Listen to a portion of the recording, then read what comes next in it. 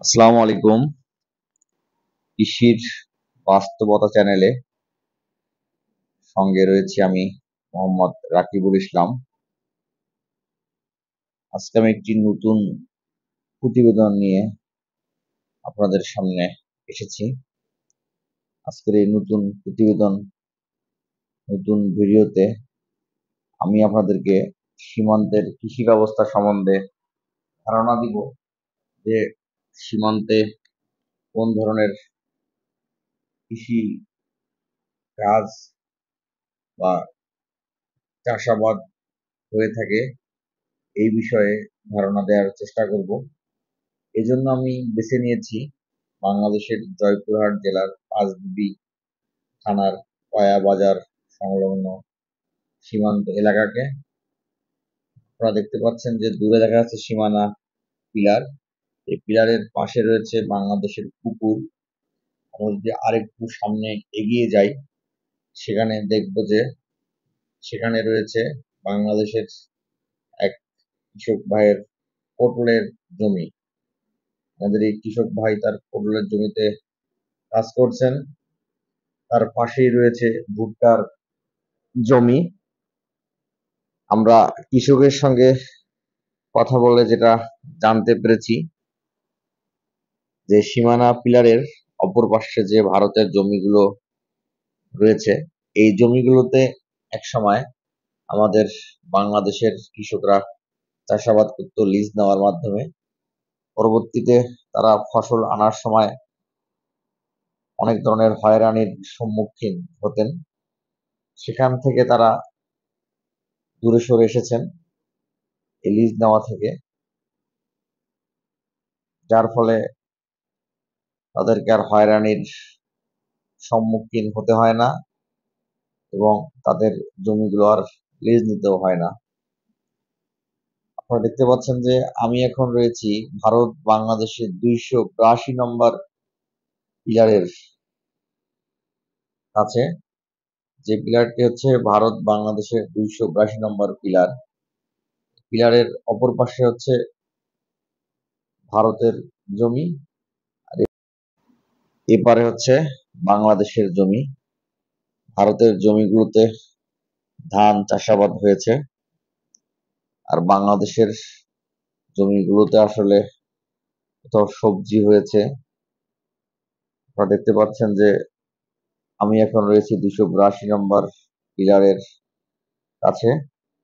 এটি হচ্ছে বাংলাদেশ, যেখানে নেপিয়ার ঘাট চাষাবাদ হয়েছে। আর তারপরে আমি এখন রয়েছি ভারতের অংশে। ভারতের এই জমিগুলোতে ধান চাষাবাদ হয়েছে।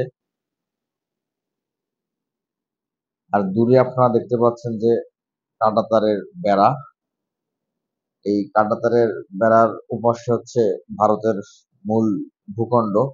ভারতের এই মূল ভূখণ্ডর পাশাপাশি তাদের কিছু ভূখণ্ড আপনার আন্তর্জাতিক আইন অনুযায়ী আপনার এ পাশে রয়েছে। আসলে মূল ভূখণ্ডের একটু ভিতরে আসলে কাঁটাতারে বেড়া দিতে হয়, এটা আসলে আন্তর্জাতিক আইন। আর এই আইনের ফলে এই অংশে যে জমিগুলো রয়েছে এগুলোতে তারা ভারতের কৃষক ওই কাঁটাতার বেড়া পেরিয়ে এসে চাষাবাদ করে।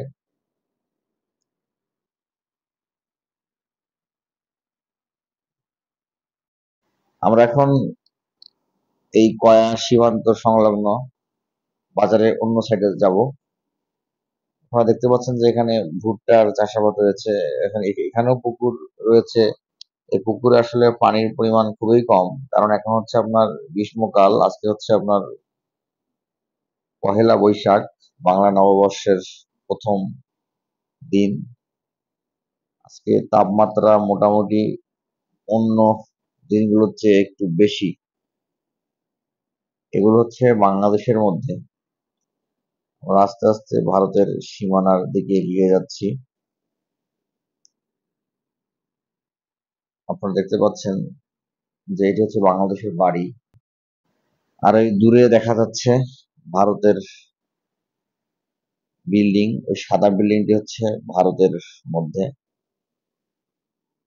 ওটি হচ্ছে একটি বাড়ি।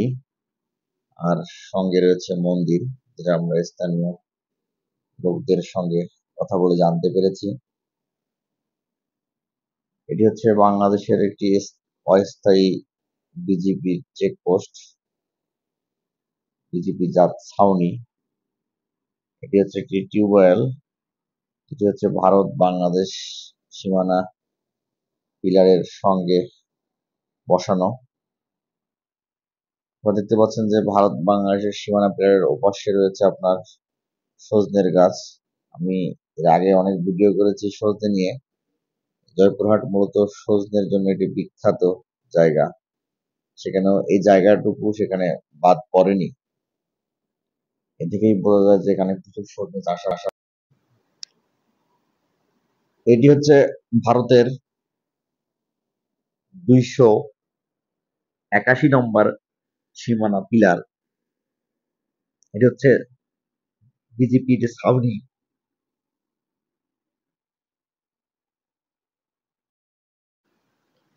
আমি এবার অন্য অংশে যাওয়ার চেষ্টা করব। এটি হচ্ছে আরেকটি পিলার, যে পিলারের অপর পাশে হচ্ছে ভারতের বিশাল অংশ জুড়ে রয়েছে বাঁশঝাড়। এটি আসলে অনেক বড় একটি বাঁশঝাড়। এই বাঁশঝাড়ের পাশে রয়েছে বাংলাদেশের লোকদের বাড়ি, আপনারা দেখতে পাচ্ছেন। আমি এখন আপনাদেরকে নিয়ে এসেছি এই জয়পুরহাট পাঁচবিবি থানার সংলগ্ন ভারতের আরেকটি অংশে, যেটি হচ্ছে ভারতের অংশ। রেল লাইনের ওপাশে হচ্ছে ভারত, ওপাশে হচ্ছে বাংলাদেশ। এটি হচ্ছে বাংলাদেশের হিলি বন্দরের সংলগ্ন কাছাকাছি এলাকা, যেটি আসলে দিনাজপুর জেলার মধ্যে পড়েছে, বাংলাদেশের হাকিমপুর থানার মধ্যে।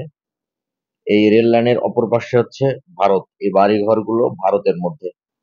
আর এ পাশে আপনারা দেখতে পাচ্ছেন যে বাংলাদেশের বিজিপি যারা টহল দিচ্ছে। আর ওপাশে রয়েছে রেল লাইনের ওপাশে ভারত। সবাই ভালো থাকবেন, সুস্থ থাকবেন। আসসালামু আলাইকুম।